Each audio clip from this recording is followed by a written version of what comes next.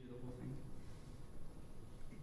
It is one thing for a family amongst other families to grill out and shoot off fireworks by a lake under a rose sky and a full summer moon.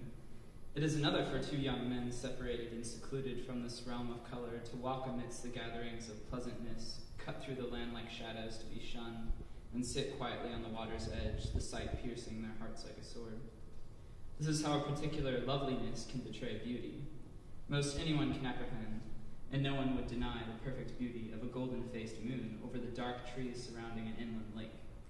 But the loveliness of memory and sense, that is another tale. For instance, a child lost in frolic with a sparkler, or the scent of well-burning charcoal, the sound of contented voices, or last and most sorrowfully, the lapping of warm air and the waters upon the shore, for this is the sound of nothing wrong.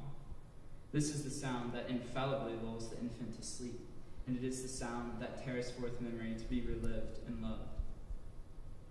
Indeed, rhythms. At once it seems that the sea is the worst liar of all. The prince, soothing as it does, washing out the taint of emptiness, continuously filling, throbbing, full. It seems to drown at once until it is the sound of urging. At night, in the blue room, in the twin bed, near the window in the drawn bamboo shade, when the wind had sung him upon the brink of slumber, one could hear the train, a bold harmony with the night when it blew forth its call.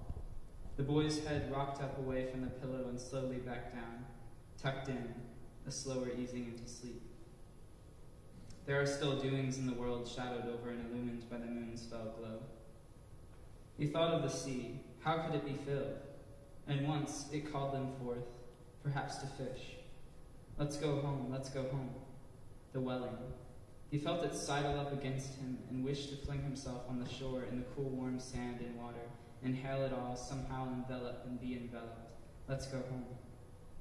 Onward into the darkness of street lamps, obstinate to the clear sky and moonlit flats of calm bay water. Out onto the pier, the dull brown planks against the fishy silver gray, the hard-head gaff-cat gray of approaching dawn, and a man asleep on a bench at 4 a.m. Out, out, let's go home. Out upon the deviating streets and lights on in a small house, a band rocking out, rocking, rocking, rocking, let's go home, yes. The wind picks up and the trees are swaying, but the salt is sticking and the sand is grime, grime, grit upon the heart, and the grass is dewing, but no time to wash for tired, itching eyes. To the blue room, now gray and sleep, with an illness urging, urging, urging, urging, an illness in the heart, in the eyes, in the privates.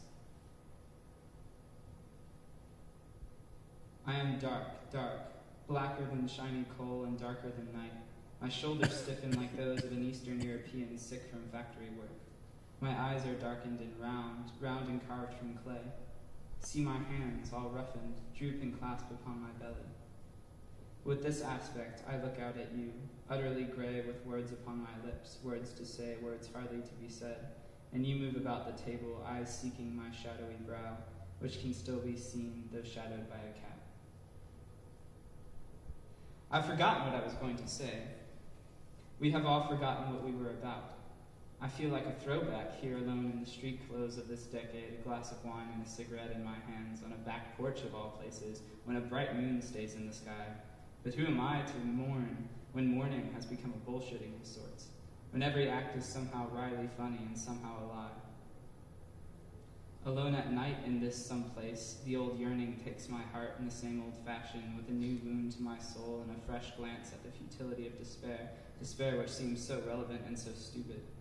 It is as if sandpipers couldn't stop their picking at a billion grains of sand that must, it is true, be all picked over each. One, of course, is odd if he stares sidelong to the horizon, whence the inevitable revelation will come, and he goes on picking over sand.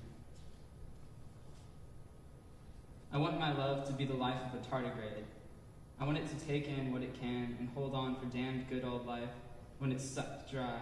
Years and awful God-abandoned years will drag on, and that little love will squelch out into its last burgeoning, like the queer little thing it is, and die. Let those stars again sweep over it, that inexorable loneliness of stars sweeping.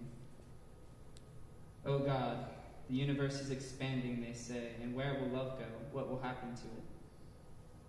This, they say, is better than pondering the commercial evolution of the plastic straw, which sucks life up only, sucks and sucks. I believe them insofar as we are speaking of the plastic straw, but I think perhaps I believe them more than that. It's no good doing nothing at this point. Does man become a king or a clown? When the end is forever in sight, but not forthcoming, for all intents and purposes, I prefer to be a child. I am learning to persevere, you see. I am learning to stick things out with one thing at a time, to grasp tendrils and taste and wrap things about myself until I have squeezed the eternity of living juices out. But I am running out of patience, and I am running out of time to have my patience restored. That's all I've got for now.